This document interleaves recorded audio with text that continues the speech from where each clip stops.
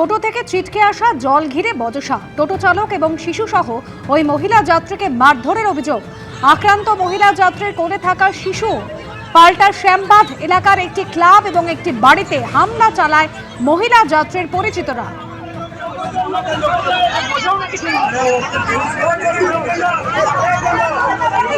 গতকাল এভাবেই রণক্ষেত্রের চেহারা নেয় আসানসোলে বার্নপুর থমথমে এলাকায় আজও টহল পুলিশের। মারধরের ঘটনায় 4 জনকে গ্রেপ্তার করা হয়েছে। ধৃতের মুক্তির দাবিতে রাতে ফের থানার সামনে হয় বিক্ষোভ।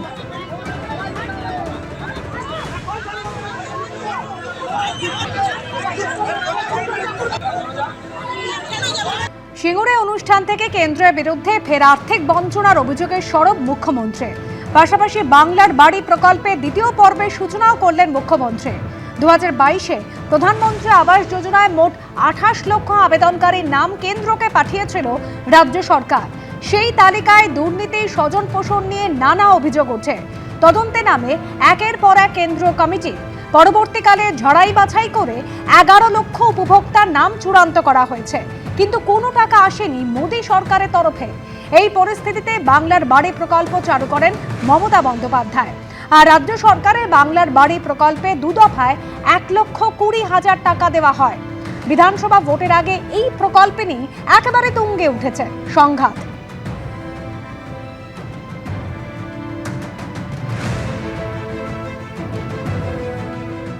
বাংলার বাড়ি আগেও আমরা 1 কোটি করে দিয়েছি, কিছুদিন আগে 12 লক্ষ দিয়েছি পরিবারকে। দিল্লি 1 পয়সাও দেয় না 4 বছর ধরে। আজকেও 20 লক্ষ মানুষের কাছে ব্যাংকে টাকা পৌঁছে যাবে। তার মানে সংখ্যাটা 32 লক্ষ হয়ে গেল এই 2 মাসের মধ্যে। যারা বাড়ির টাকা ব্যাংকে পেয়ে যাবেন, ব্যাংকের থ্রুতে সঙ্গে সঙ্গে বাড়িতে ইট পুঁততে শুরু করবেন।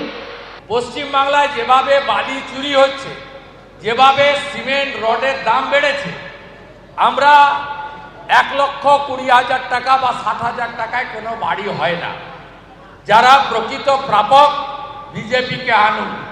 প্রধানমন্ত্রী আবাস যোজনার 1,25,000-এর সাথে সাথে একটা আধুনিক অর্থাৎ 2 কামরার বাড়ি, প্রধানমন্ত্রী স্বচ্ছ ভারতের শৌচালয়, প্রধানমন্ত্রী সূর্য ঘরের প্রতি বাড়ি 80,000 টাকা করে সোলার প্লেট, এপ্রিল মাসে যে সরকার আপনারা আনতে চলেছেন আমরা সেটা দেব।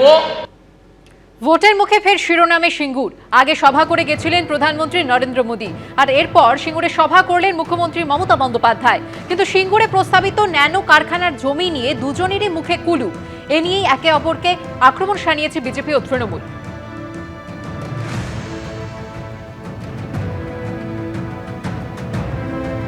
দিলীপ ঘোষ তিনি কিন্তু বলছেন অমানবিক সিদ্ধান্ত। আজ নাজিরাবাদে ওই অগ্নিকাণ্ডের যে স্থলে 20 জন বিধায়ককে নিয়ে যাওয়ার কথা ছিল বিরোধী দলনেতা শুভেন্দু অধিকারী, তার আগেই নতুন নির্দেশিকা জারি করা হয়েছে প্রশাসনের তরফ থেকে। ঘটনাস্থল এবং তার আশেপাশের 100 মিটারের মধ্যে 5 জনের বেশি লোকের জমায়েত নিষিদ্ধ করা হয়েছে। এবং আজ শুভেন্দু অধিকারী তার 20 জন বিধায়ককে নিয়ে যাওয়ার কথা ছিল। ঘটনাস্থল প্রথমে পরিদর্শন এবং তারপর নরেন্দ্রপুর থানা পর্যন্ত মিছিল করার কথা ছিল শুভেন্দু অধিকারী। তার আগে এই নির্দেশিকা। বিজেপি নেতা দিলীপ ঘোষ তিনি কিন্তু এই নির্দেশকে অমানবিক বলছেন।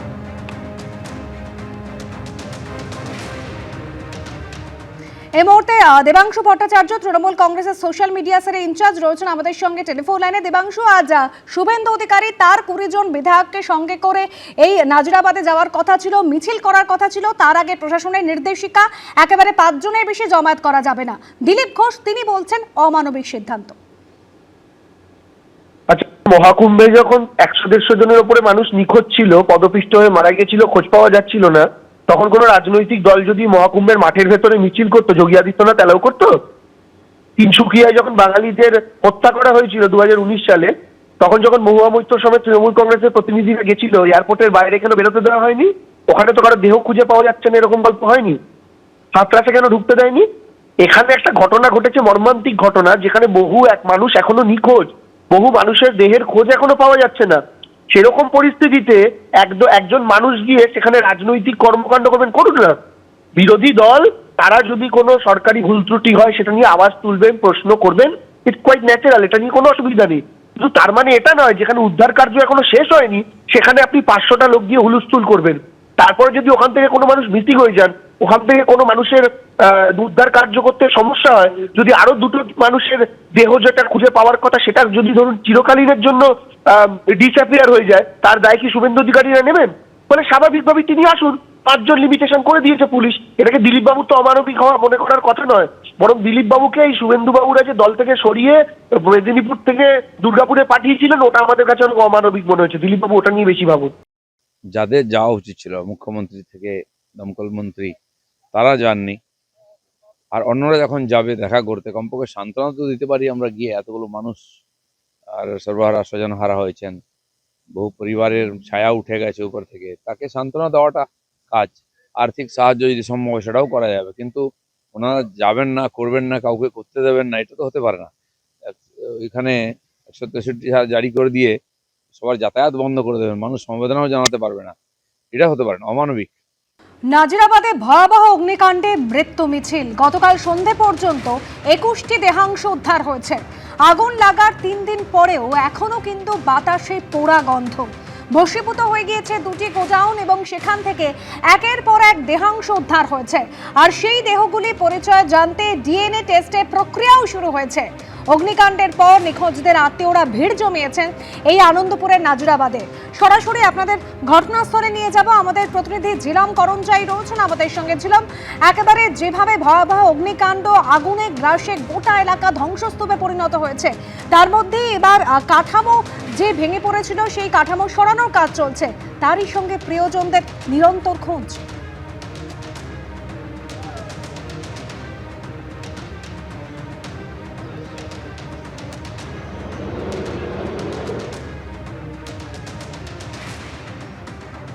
আমরা যোগাযোগ করার চেষ্টা করছি আমাদের প্রতিনিধির সঙ্গে। ডিএনএ টেস্টের প্রক্রিয়া চলছে, একই সঙ্গে নিখোঁজদের আত্মীয়রা তারাও ভিড় করছেন। অগ্নিকাণ্ডের ঘটনা ইতিমধ্যে ডেকোরেটরস সংস্থার মালিক গঙ্গাধর দাস, তাকে গ্রেপ্তার করা হয়েছে।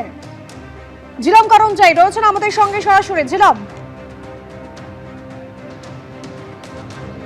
একদমই ঘটনাস্থলে আমরা রয়েছি। দেখতে পাচ্ছ যে পেছনে এই যে ক্রেন, এই ক্রেন এই মুহূর্তে নিয়ে আসা হচ্ছে। কেন নিয়ে আসা হচ্ছে? কারণ যে কাঠামোগুলো রয়েছে, যে দুটো গুদামের, সেই দুটো গুদামের কাঠামো এই মুহূর্তে যেটা উদ্যোগ নেওয়া হচ্ছে, ওই কাঠামোকে ভেঙে উপরে যে করার সেই প্রক্রিয়া। প্রথমে একটি ক্রেন আসছে এবং এরপরে একটি ব্যাকহো লোডার আসবে, এবং দুটো দিয়েই তারা যেটা করতে চাইছেন, আমার সহকর্মী অভিজিৎ যে দেখাচ্ছে, এই ক্রেন ঢুকবে, ক্রেন ঢুকে যে লোহার কাঠামোগুলো আছে ওগুলোকে টেনে তোলা, এবং যেগুলো নিচে আছে সেইগুলোকে একদম উপড়ে ফেলার জন্য এরপরে ব্যাকহো লোডার আসবে।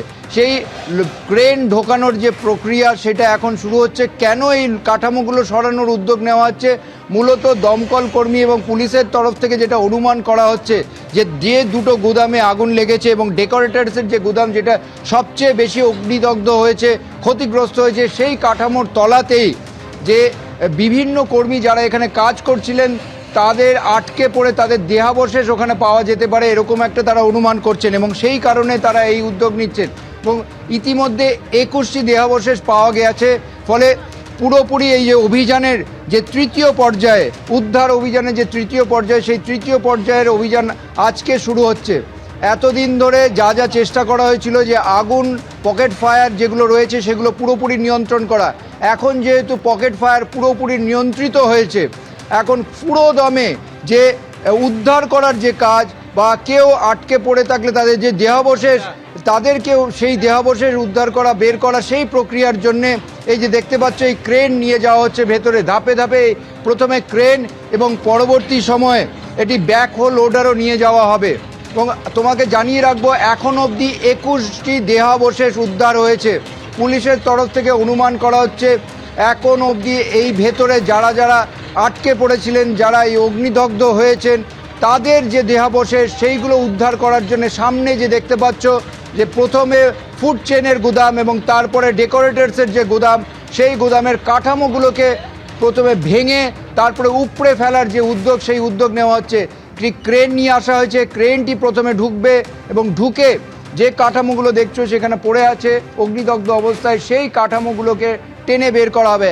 এবং এই উদ্যোগ আজকে পুরোপুরি নেওয়া হচ্ছে, তার একটা বড় কারণ হচ্ছে যে আগুনের যে ঝুঁকি ছিল, সেই ঝুঁকিগুলো পুরোপুরি নিয়ন্ত্রিত হয়েছে, পকেট ফায়ার পুরোপুরি নিয়ন্ত্রিত হয়েছে। তবে দমকলের তরফ থেকে এখনও সজাগ পরিস্থিতি রাখা হয়েছে। আর পাশাপাশি তোমাকে জানিয়ে রাখবো, এই এলাকায় বিএনএসএস 163 ধারা অনুযায়ী গতকাল যে নোটিশ দেওয়া হয়েছে, যে বিজ্ঞপ্তি সাটিয়ে দেওয়া হয়েছে যে এই ঘটনাস্থলের 100 মিটারের মধ্যে 5 জনের বেশি কেউ যেন জমায়েত না করে। ধন্যবাদ ছিলাম।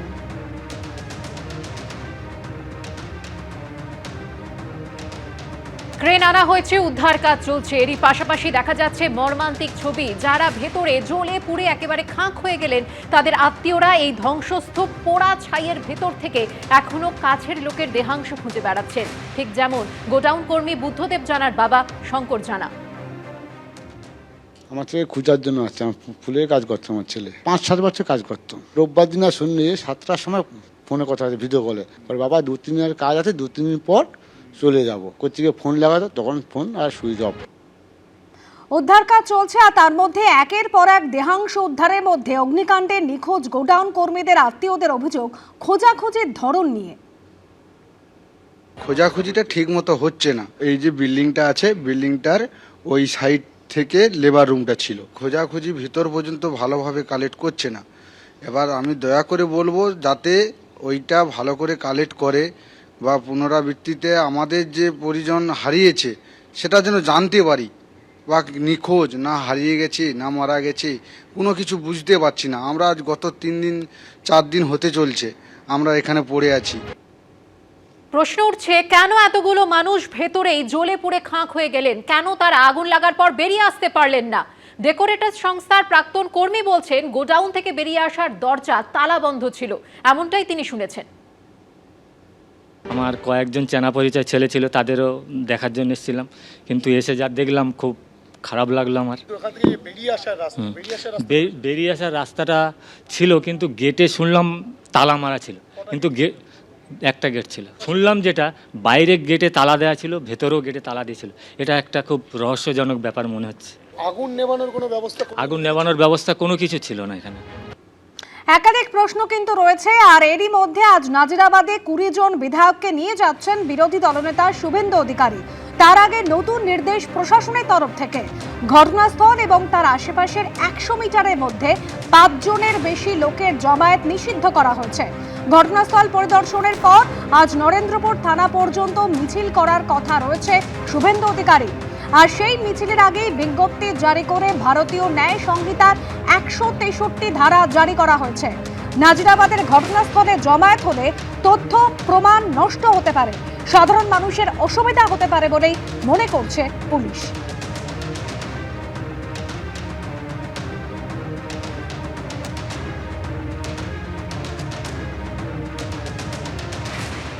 এবিপি আনন্দ, এগিয়ে থাকে, এগিয়ে রাখে।